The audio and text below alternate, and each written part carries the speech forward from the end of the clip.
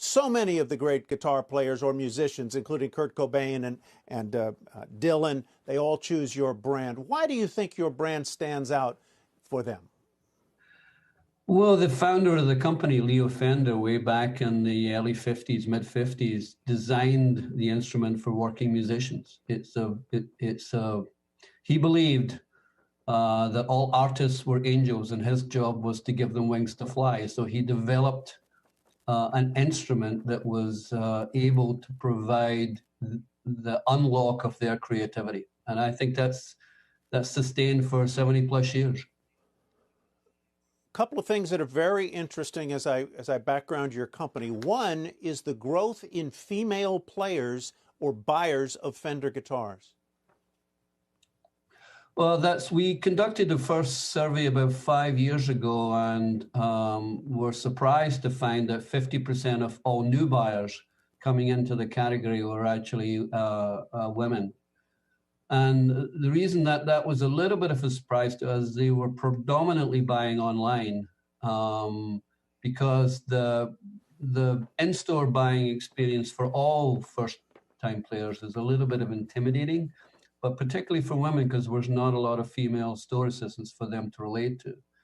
So they were looking for recommendations from influencers or friends and buying online. That shaped our many things at our company, including our marketing, our communication, and continues to shape it for the future.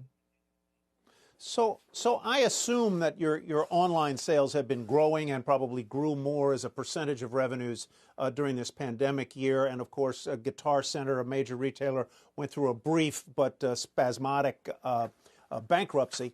But it's not just the sales that of the instruments themselves that have gone up. It is what you've done with apps that, one, help you decide what kind of guitar is best for you, takes you through a kind of a course, and two, the app that teaches you how to do it.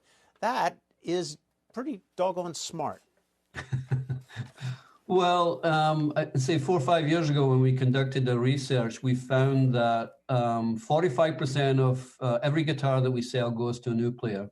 And as we talked earlier, 50% women.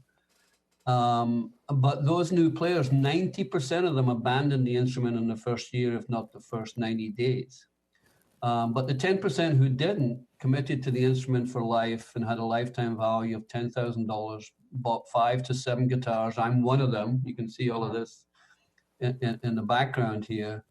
So our viewpoint was that if we could create a learning experience that would cause a lower abandonment rate, we would actually grow the scale of the entire industry. And the 12 months was a kind of turning point. If you committed to learning for 12 months, you were likely to commit to the instrument for life. So when the lockdowns happened, purely as a gesture of goodwill, we offered Fender Play free for 90 days. Shepard Smith here. Thanks for watching CNBC on YouTube.